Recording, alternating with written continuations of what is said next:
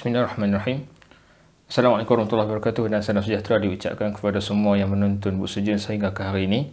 Alhamdulillah, baru-baru ni aku rasa dalam sebulan ataupun 2 bulan lepas, PTS sekali lagi menghubungi buku sejen dan menawarkan untuk kami bedah buku. 3 buku mereka. Buku yang aku akan bedah hari ini iaitu buku yang bertajuk Wahabi dan Pelabelan Wahabi.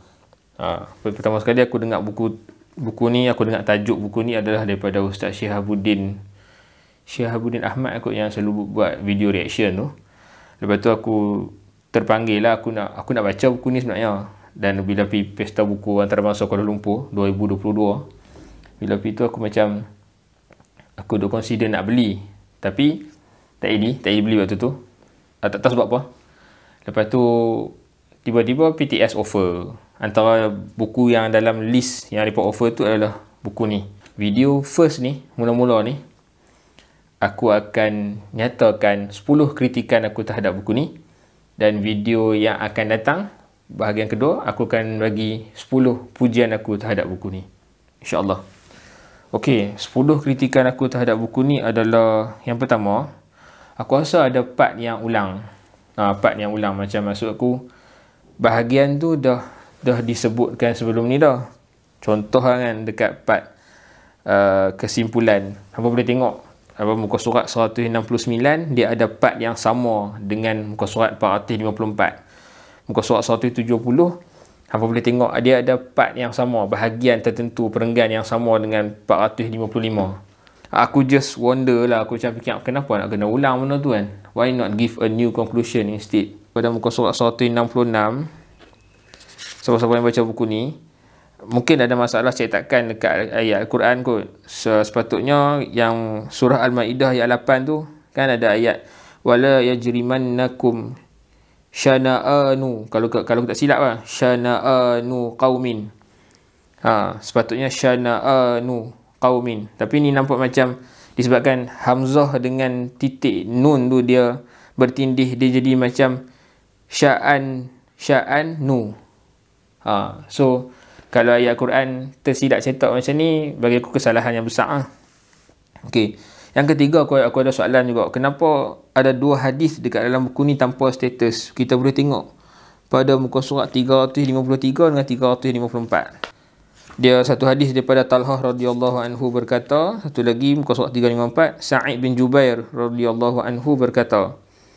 Yang pasal hadis 3 perkara termasuk dalam amalan jahiliyah an-niyahah, meratapi mayat, menyediakan hidangan oleh keluarga si mati, dan para wanita menginap di rumah keluarga si mati yang bukan daripada ahli keluarga mereka. Sahih ke tak ke, dia tak habaq.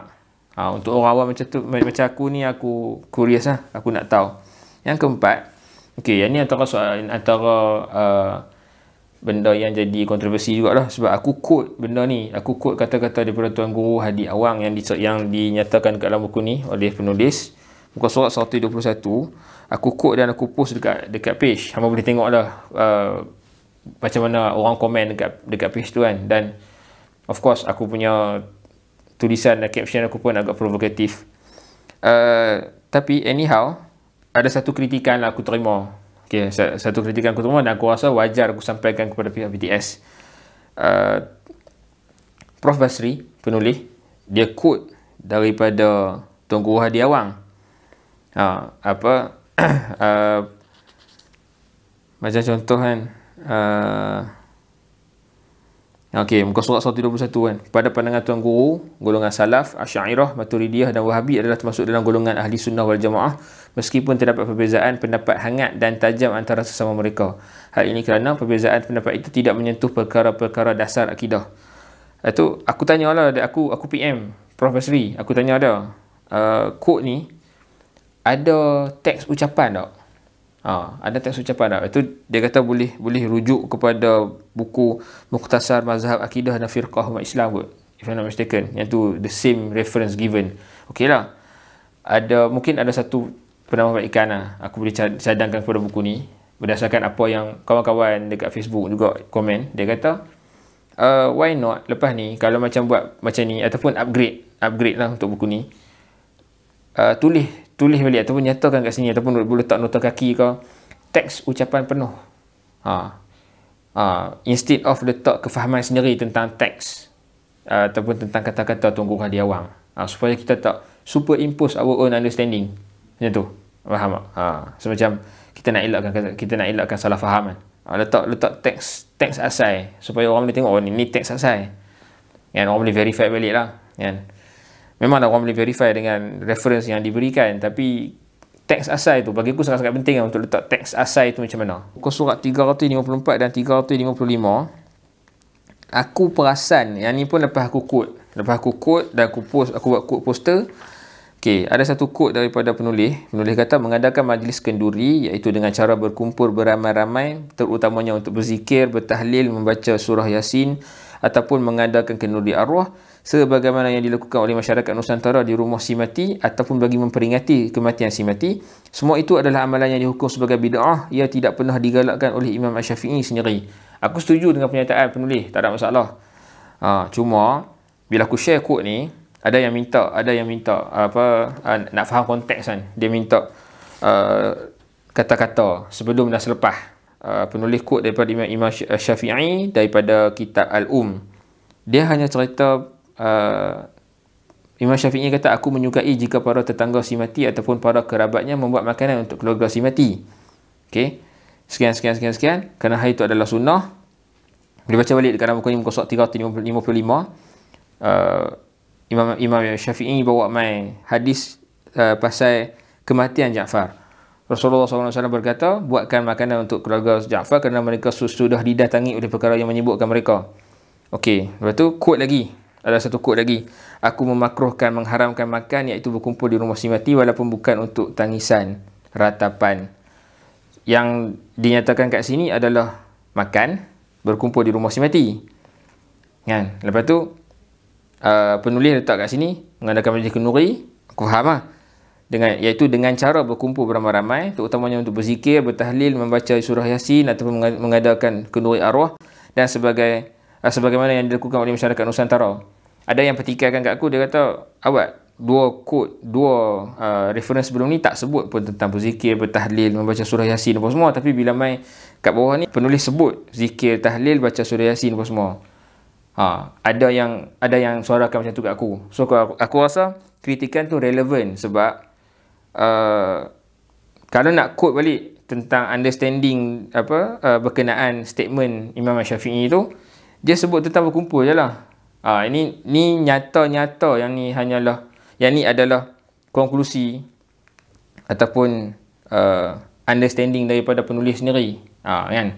So macam ada yang tak puas hati lah dengan cara macam ni. Tapi untuk aku memang tak ada masalah sebab aku tak buat benda-benda ni semua. Memang aku terima dengan pandangan berzikir, bertahlil, baca surah Yasin apa semua ni dekat rumah si mati ataupun waktu-waktu lain tu.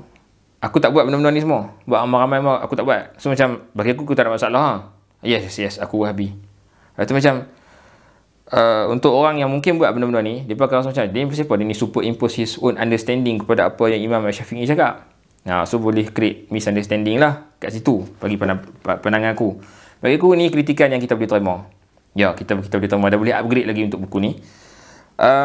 Okey. Kritikan yang keenam adalah aku boleh tengok antaranya di muka surat 351, muka surat 400, ada kalimah Arab yang tak diberikan maksud. Untuk orang awam macam aku, kalimah Arab yang tak diberikan maksud tu sangat-sangat mengganggu lah. So macam aku kena cari sendiri maksud dia apa, dan mungkin akan menyebabkan kefahaman aku terbantut. Okey. Yang ketujuh, aku boleh perasan towards the end of this book banyak typo, ada tak ada nokta. Muka surat 409 tak ada nokta kat ujung. Yes, ya, dia hanya nokta. Aku faham, aku tak menafikan keseluruhan manfaat buku ni, tapi aku nak bagi tahu, aku perasan benda ni. Yang ke-8, ada beberapa bahagian yang perlukan penjelasan lanjut. Contohnya pada muka surat 314. 314 kan, cerita pasal tawasul. 314 penulis bawa mai hadis tentang okey, kita tengok 314. Ini adalah apa yang dilakukan oleh Sayyidina Umar bin Al-Khattab dan para sahabat yang bersama-sama dengan beliau. Mereka bertawasul dengan doa Abbas bin Abdul Muttalib, pakcik kepada Nabi SAW, bapa saudara Rasulullah SAW. Kisah ini terdapat dalam sebuah hadis yang direkodkan oleh Imam Al-Bukhari. Okey, bawa mai hadis itulah. Hadis ni ada status sahih. Tapi bila aku baca setakat macam ni, aku macam tak faham. Aku macam orang awam tak faham. Fikir macam pakcik Nabi hidup lagi ke waktu tu? Tu satu. Dan dia Sayyidina Umar ni dia bertawassul macam mana? Teks dia ada kat sini, ya Allah ya Tuhanku, apabila kami menghadapi kemarau panjang, kami bertawassul kepada Engkau dengan Nabi Muhammad SAW, dengan Nabi kami, lalu Engkau menurunkan hujan, dan hari ini kami bertawassul kepada Engkau dengan bapa saudara Nabi SAW, maka kerana itu turunkanlah hujan untuk kami. Ada teks macam ni. Cuma aku tak faham. Aku macam bapa saudara Nabi tu hidup lagi ke waktu ni? Ataupun macam mana? Itu satu. Lepas tu Sayyidina Umar dia doa, waktu tu pakcik Nabi ada dekat ke kat situ ke ataupun jauh ke? So macam bagi aku penjelasan tu kena ada lah. Baru orang faham, orang awam boleh faham. Itu pun kalau target buku ni adalah orang awam macam aku. Itu satu persoalan juga untuk buku-buku yang PTS buat. Yang ke-9, muka surat 355. Okey, boleh baca tang ni. Quote daripada Imam Syafi'i. Okey, beliau turut menyatakan dalam karya yang sama, dia kata wa akrahul ma'tama wa hiyal jama'ah wa illam yakun lahu buka. Dia kata aku memakruhkan, mengharamkan makan. Mengharamkan tu dekat dalam kurungan. Sekarang ni makruh tu maksud haram ke? Macam tu. Muka surat 355. Wa akrahu, kata wa akrahu. Kalau orang awam akan kata, makruh kan? Makruh dengan haram ni sama ke? Macam tu. So macam kena ada penjelasan lanjut. Okey. Itu yang ke-9. Yang ke-10, muka surat 57. Ini bahagian permulaan lah tentang latar belakang fahaman Wahabi. Okey, ada disebutkan kat sini. Contoh kan, Al-Jabarti juga berjaya membuktikan pada 15 Rejab 1220, golongan Wahabi tidak melakukan apa-apa perkara besar di kota Madinah, namun mereka hanya menegah pelbagai bentuk kemungkaran dan melarang perbuatan merokok di pasar-pasar. Okey lah, tak apalah. Ini untuk justify apa yang golongan yang dilabel Wahabi tu buat. Okey. Lepas daripada tu, hal ini dia kata, surat yang sama, hal ini berbeza sama sekali dengan apa yang ditanggapi oleh Brokelman. Beliau melaporkan kononnya golongan Wahabi meruntuhkan kubah-kubah besar yang menutupi makam Rasulullah SAW dan membuang segala perhiasan bernilai yang terdapat padanya. Itu muka surat 57. Waktu baca muka surat ni, aku sebagai orang awam, aku wonder, Al-Jabarti ni siapa? Brokelman ni siapa? At least bagitalah konteks sikit, cerita sikit, supaya pada muka surat ni aku orang awam boleh aku sebagai orang awam boleh menilai. Dia kata, okey, hujah dia ni lagi kuat sebenarnya. Sebab aku tak kenal siapa dia. Okey.